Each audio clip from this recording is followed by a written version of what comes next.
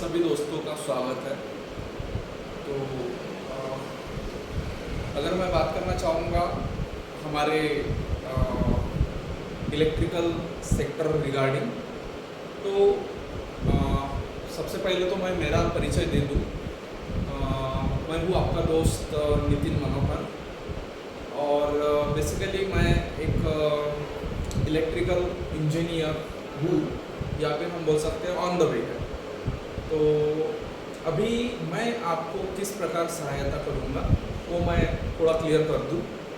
तो जो भी हमारे दोस्त, हमारे भाई बहन जो भी डिप्लोमा में पढ़ाई कर रहे हैं, या फिर जो भी इंजीनियरिंग में पढ़ाई कर रहे हैं, मैं उनको हेल्प करना चाहूँगा, उनको उनके सब्जेक्ट के अंदर पढ़ाना चाहूँगा।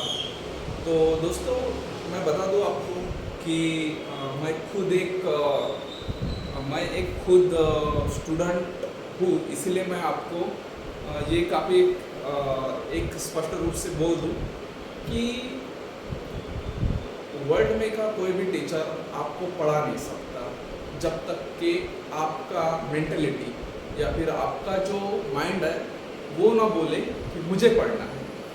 तो सबसे इम्पोर्टेंट बात यह है कि अगर आपका माइंड बोल रहा है कि नहीं मुझे पढ़ना है, तो वर्ल्ड के अंदर की कोई भी शक्ति आपको पढ़ने से रोक नहीं सकती। ये मैंने अभी तक के जो भी हमारा एक्सपीरियंस है उसके तहत मैं ये आपको काफ़ी कॉन्फिडेंटली आपको मैं बोल सकता हूँ।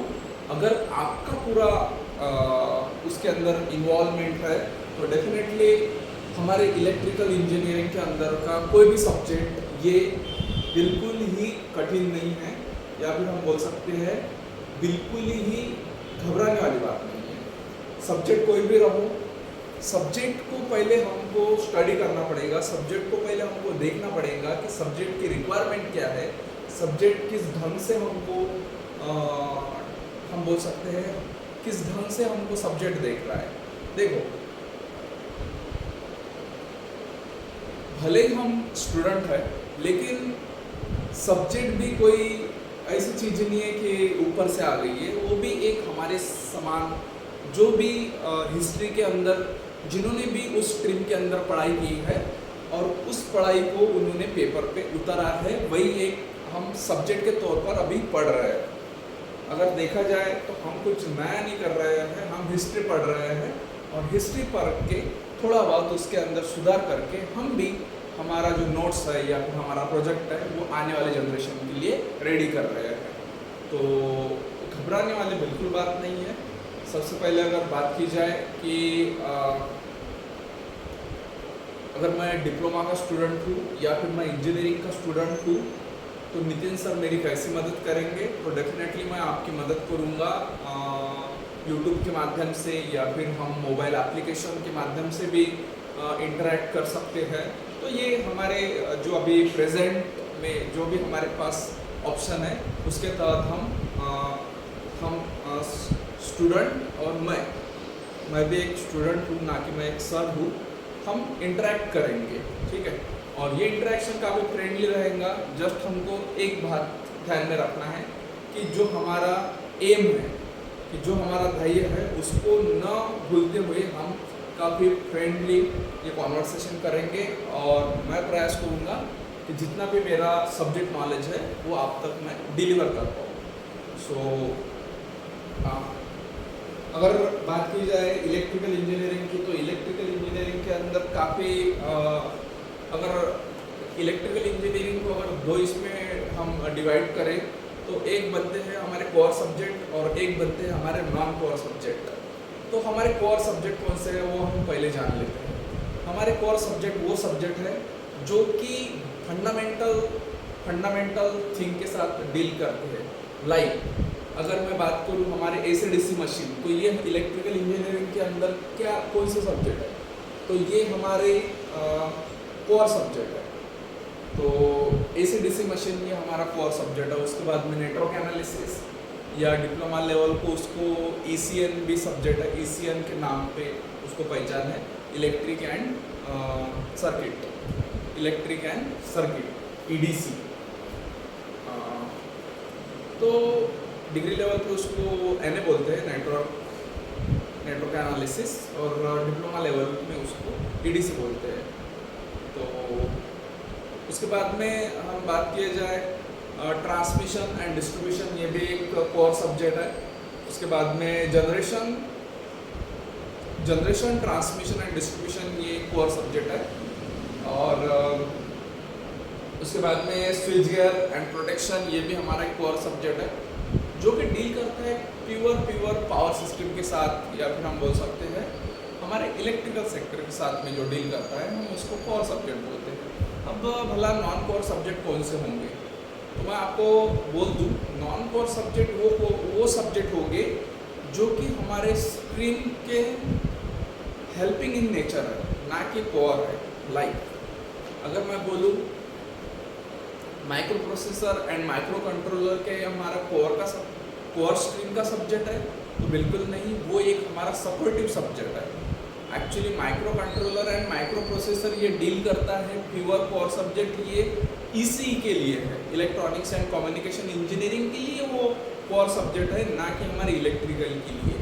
लेकिन अगर हम बोले, अगर हम थोड़ा डीपली अगर हम थोड़ा विचार विमर्श करें, तो हमको ये बात निकल के आएंगी कि अभी का जो टाइम है, अभी के टाइम में दो प्रकार के कोई भी डिवाइसेस अवेलेबल है। First one is analogue and second one is digital. अगर बात की जाए, घड़ी भी दो प्रकार की है अभी मार्केट के अंदर। एक घड़ी है जो कि उसके अंदर कांटा घूमता है, मीन्स हम उसको बोलेंगे एनालॉग वॉच, और एक घड़ी ऐसी भी है जो कि आपका पूरा डाटा बता देती है कि आप कितने कदम आप चले हैं, उसके बाद में सब वॉट एवर जितने भी पैरामीटर्स है वो शो करती है। तो वो घड़ी को हम कहलाते हैं डिजिटल वॉच। तो ये दोनों इसमें डिफरेंस है, डिजिटल और एनालॉग में।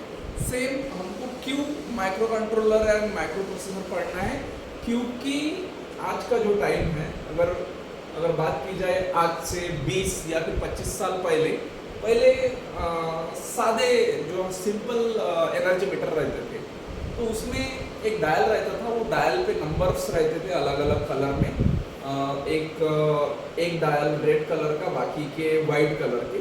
तो ये डायल घूम के हमारा कितना यूनिट कंजम्पशन हुआ है at the end of month वो दिखाते थे। तो वो किसका एग्जाम्पल था, वो था हमारा एनालॉग एनर्जी मीटर का एग्जाम्पल। और अभी राइट नाउ अगर मैं मेरे घर पे देखूँ या फिर आप आपके घर पे देखेंगे, तो आपको आपके जो घर का जो एनर्जी मीटर है, जहाँ से आप आपका पावर कंज्यूम करते हैं, आपकी आप बिजली इस्तेमाल करते हैं, तो उसके अंदर वहाँ पे अभी करंट टाइम सिनेरियो में वहाँ पे डिजिटल मीटर लगा है। तो वहाँ पे पर्टिकुलर एक डिस्प्ले ग्लो करता है, उसके अंदर आपका कितना यूनिट कंजम्पशन हुआ है वो दिखता है, तो उसको बोलते हैं हम डिजिटल मीटर। तो बात वही है कि हमको क्यों ये नॉन कोर सब्जेक्ट पढ़ना है, क्योंकि अभी टाइम की डिमांड है, जो पावर इलेक्ट्रॉनिक्स है उसकी डिमांड काफ़ी ज़्यादा है। अब देखिए, power electronics over the analogue electronics, power electronics over the analogue system, इसका क्या एडवांटेज है? पहली बात, ये एक हाईली एक्यूरेसी वाला सिस्टम है। देन आफ्टर इसके अंदर ह्यूमन एरर हम कम क्रिएट कर सकते हैं। अगर बात की जाए, पहले हम सभी को पता है भारत एक जुगाड़ू देश है, तो इसके अंदर क्या होता था, जब अगर कोई एनालॉग मीटर है, एनालॉग एनर्जी मीटर है, तो उसके अंदर क्या होता था, उसके अंदर कोई मैग्नेट वाला टाइप कर लेता था। मैं बिल्कुल सपोर्ट नहीं करूँगा कि कोई ऐसा करे, क्योंकि एक्चुअली यहाँ पे बात क्या है, यहाँ पे बात बिना पैसे में कुछ लेने की नहीं है। यहाँ पे बात है हमारे जान की, हमारे बहुत सारे पैरामीटर्स है उसके अंदर। सिर्फ एक अगर वाक्य में बोलूँ तो जो हम बोलते हैं कि हमारे हक का होना चाहिए, ना कि फुकट का। तो इसीलिए मैं बोलूँ कि जो भी इंडिया में होता था चोरी, जो बिजली चोरी होती थी, वो नहीं होना चाहिए, क्योंकि इसके अंदर सिर्फ बिजली चोरी करना तक ही वो बात सीमित नहीं है, उसके अंदर रिस्क है। उसके अंदर ह्यूमन एक्सीडेंट हो सकते हैं, उसके अंदर हम बोल सकते हैं आप आज नहीं पकड़े जाएंगे, फ्यूचर में पकड़े जाएंगे, वो गलत बात है। ठीक है, बात बिजली चोरी की नहीं है, वहाँ पे बात है ह्यूमन रिस्क की, वहाँ पे आपकी जान भी जा सकती है। ठीक है, तो इसीलिए मैं ये बोलना चाहूँगा। तो मैं ये एग्जांपल क्यों दे रहा था, क्योंकि जब वो एनालॉग मीटर था तो एनालॉग मीटर में बिजली चोरी की जा सकती थी with the help of various methods, like कोई मैग्नेट लगा देता था तो उसका जो जो डायल रहता था वो घूमना, थोड़ा ये होता था, ये मैंने देखा नहीं है, लेकिन जो हमारा हम बोल सकते हैं जो हमारे बड़े पर्सन है उनके थ्रू मैंने ये सुना है। तो बात वही है कि हमको क्यों हम इलेक्ट्रॉनिक्स, पावर इलेक्ट्रॉनिक्स का स्टडी कर रहे हैं, बिकॉज ये सिस्टम काफ़ी ज़्यादा एक्यूरेट है और द एनालॉग सिस्टम। सो ये एक बेसिक थिंग है। देन आफ्टर अगर जस्ट मिनट, तो एक बात है, तो मैं आशा करता हूँ कि अभी का जो आज का जो पहला इंट्रोडक्टरी जो सेशन था वो आपको पूरा क्लियर कट आइडिया आ गया होगा कि हम जो इंटरेक्शन करने वाले हैं बिटवीन मी एंड यू, ये रहेगा प्योर हमारे इलेक्ट्रिकल सेक्टर के प्रति, इलेक्ट्रिकल स्ट्रीम के प्रति, और हमसे वो बच्चे जुड़े जो कि इलेक्ट्रिक इंजीनियरिंग या फिर इलेक्ट्रिक सेक्टर के अंदर एजुकेशन ले रहे हैं या फिर नॉलेज गेन कर रहे हैं, वो हमसे डेफिनेटली जुड़े। Thanks lot. मैं था NW मनोहर।